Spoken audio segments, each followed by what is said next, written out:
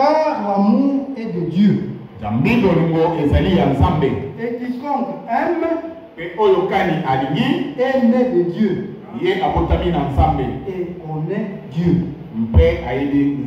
Amen. Amen.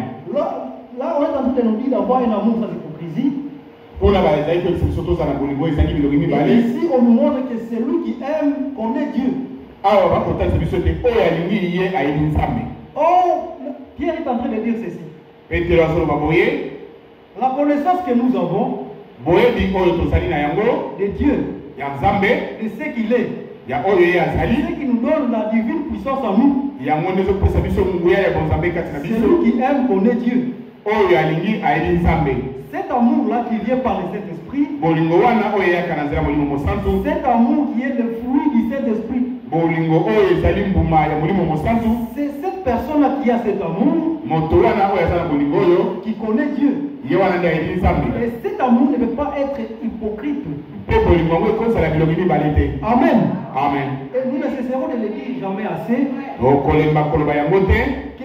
Si vous avez un amour injuste, l'amour injuste, mon petit frère m'a posé la question, comment l'amour peut être injuste?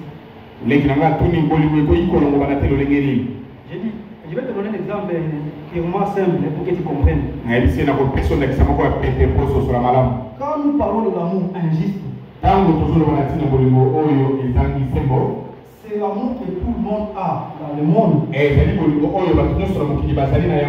Je le dis tout à l'heure, tu m'avais dit qu'apparemment papa t'aimait beaucoup de moi.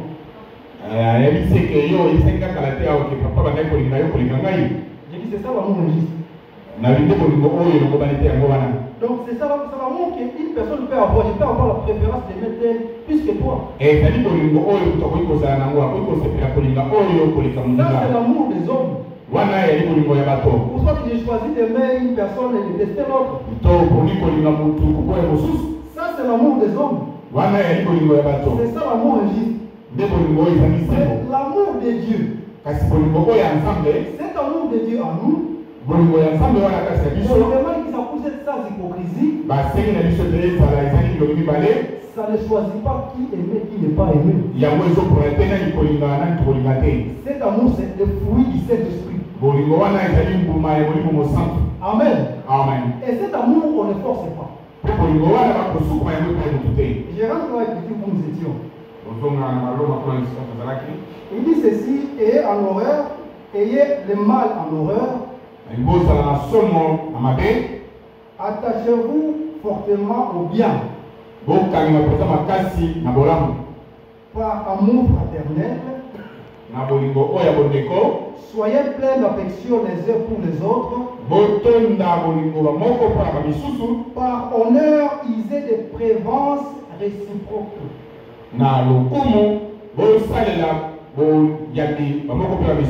Donc, on doit avoir, ça doit être réciproque quand vous honorez une personne. Parce qu'on me demande la condescendance dans les enfants de Dieu. Cette condescendance, même pour les enfants. Parce que naturellement, l'homme est né orgueilleux. Alors cet orgueil est brisé. Quand vous avez cet amour à vous, on voit que cet enfant qui est assis là-bas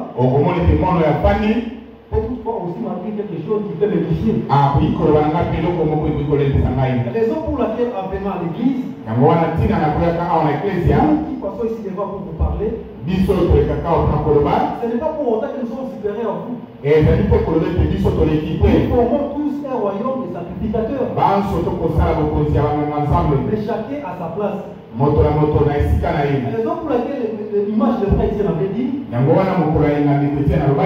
s'il y a même une sœur ou un frère qui a choisi sa place, sa chaise,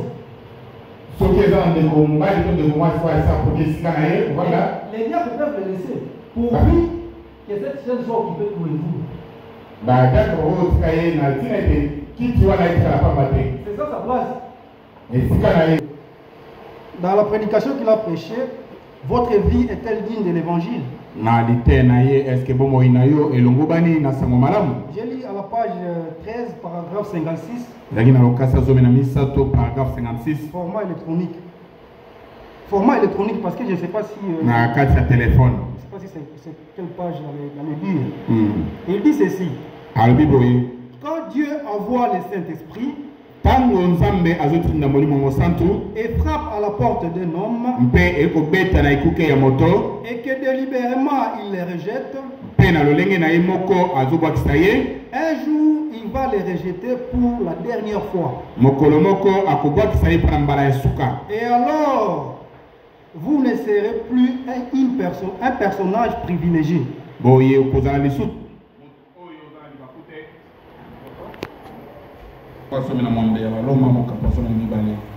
S'il est possible, autant que cela dépende de vous, soyez en paix avec tout le monde. Amen. Amen. S'il est possible, et que cela dépende de vous, soyez en paix avec tout le monde. Sachant que la paix est l'une des fruits du Saint-Esprit. Vous avez tout tourne autour du fruit de l'Esprit. Tout tourne autour de la nouvelle naissance. Parce que ça vient à un homme qui est né de nouveau. Parce que dans l'Esprit de Dieu,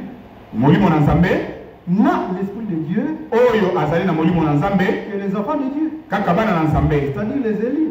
Prenons un Pierre. Si on ne dit pas un Pierre.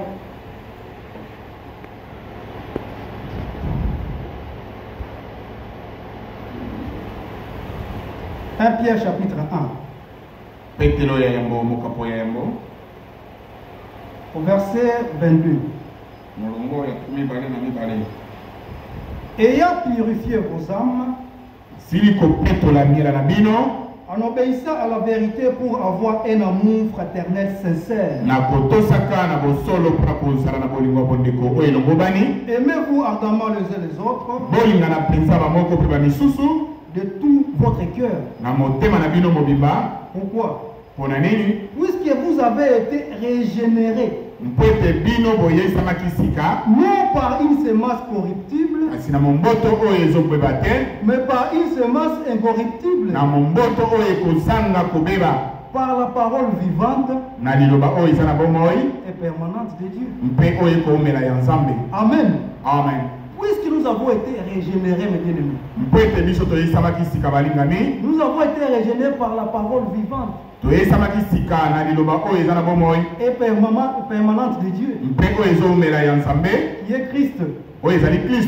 Alors on nous demande de nous aimer ardemment. Je ne vais pas venir auprès du frère Robert. Est-ce que tu sais que j'aime beaucoup le frère Étienne? Alors que le frère Étienne ne le sent même pas. Non. Le frère Étienne doit savoir que le frère David même. Même si je ne lui donne rien, l'amour n'est pas seulement de donner. Une personne peut donner alors qu'il ne t'aime pas. Il donne pour te nuire. Il t'achète une veste. Il commence à te pointer du doigt. Tu vois comme il est bien habillé. C'est pour te diminuer qu'il t'a fait t'acheter. Quand tu vas voir qu'il t'aime. Non, c'est pas forcément parce que je t'aime que je dois te donner quelque chose. Il est vrai que si j'ai quelque chose et que vous êtes dans le besoin, je vais vous donner. Mais l'amour ne consiste pas seulement à donner. Ça part au-delà même du donner. D'ailleurs, le vrai amour, c'est amener quelqu'un à la parole. Amen. C'est ça le vrai amour.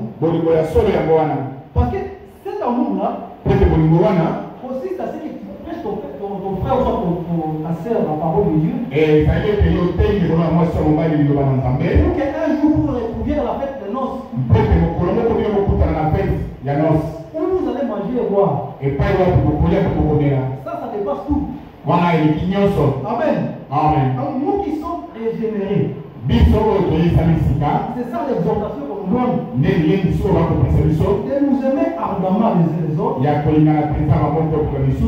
d'un amour sincère. Amen. Amen. Et ça procure la paix. Je ne peux pas vouloir aimer le frère Étienne et lui causer des troubles. Non, ça ce n'est pas l'amour. Alors il y a des gens que le diable est en train d'utiliser dans les assemblées pour trouver la quiétude de frères et de sœurs. Frère Franck a parlé ici dans la lettre 44, mai 1995. Il dit ceci à la page 11. Comme nous le savons tous, les nations des Satan voici accusateurs et de contester leur salut ont racheté par tous les moyens. Et de cette manière de faire sortir de la position de grâce dans laquelle ils se trouvent. Malheureusement, Satan trouve sa cesse de personnes qui se mettent à sa disposition pour devenir ses instruments dans les églises.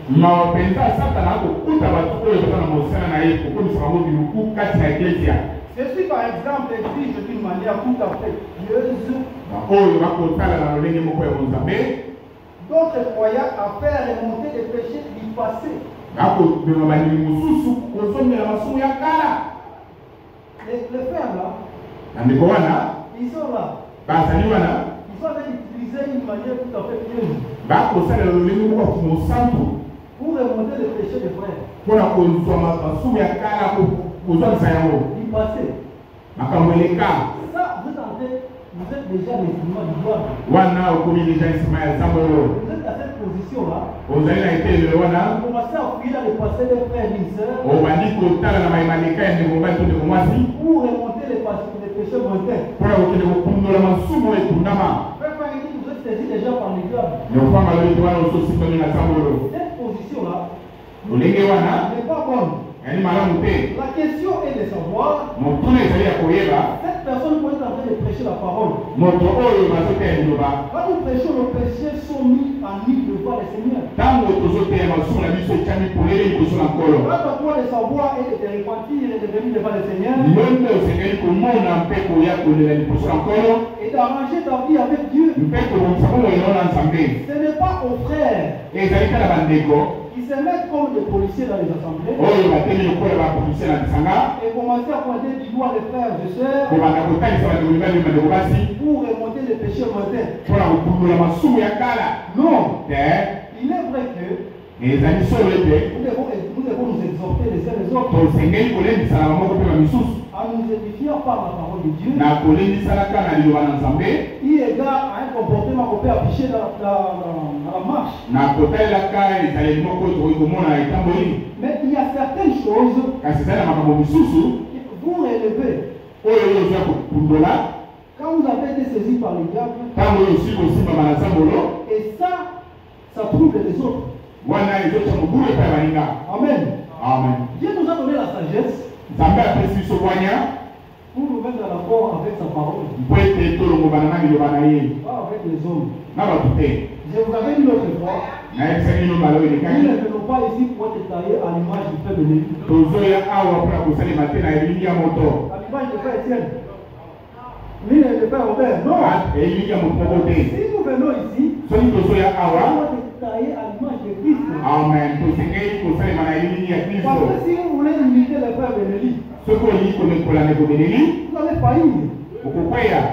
C'est un homme faillible. Moi aussi je suis un homme faillible. Alors celui qui ne faillit pas, c'est Jésus-Christ. Quand vous tenez à cette personne-là, alors vous aurez bien des causes. Amen. Amen. Parce que quand vous regardez dans la vie des frères, même des sœurs, ça va vous dépasser. Il y a certaines choses que vous apprenez à sur un commissaire. Ça va vous décourager dans la foi. Alors que ce n'est pas ça l'objectif. Vous venez ici non pas pour moi. Nous venons chacun pour soi. Christ est en train de nous tailler à son image.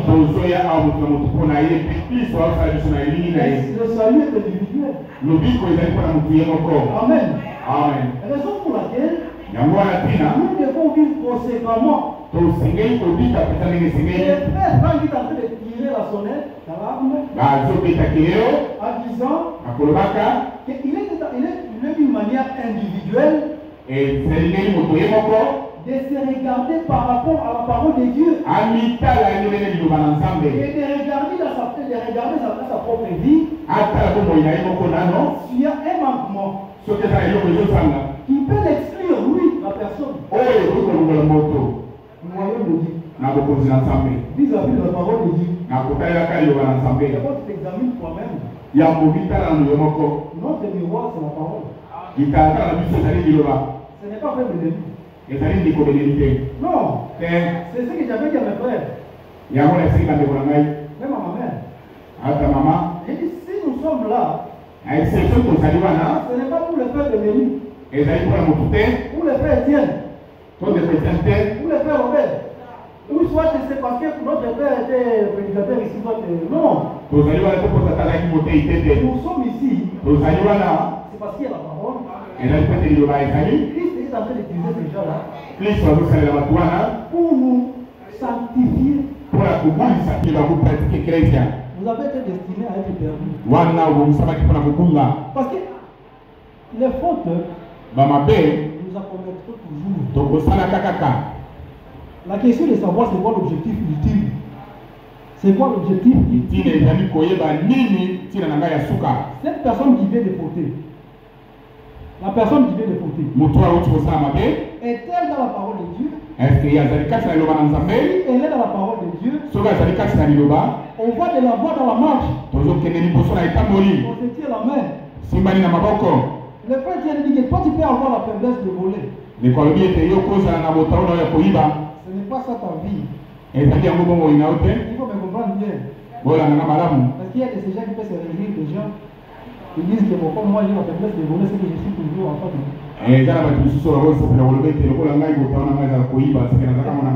Non. Nous sommes en train de tendre vers la perfection. Mais il est vrai qu'en tendant vers la perfection, nous pouvons toujours brocher. Mais cela ne nous donne pas accès de dire de nous plaire dans les fautes. De nous plaire dans les fautes. Ça, ce n'est pas l'esprit de Dieu. Parce que les choix déterminent notre destinée. Vous avez fait un choix de vous plaire dans le mal. Et vous êtes envahi par un esprit religieux qui dit qui vous dit que vous êtes toujours à part de Dieu. La Bible vous dit que vous êtes déjà exclu. Quand vous êtes déjà exclu, vous n'aurez rien.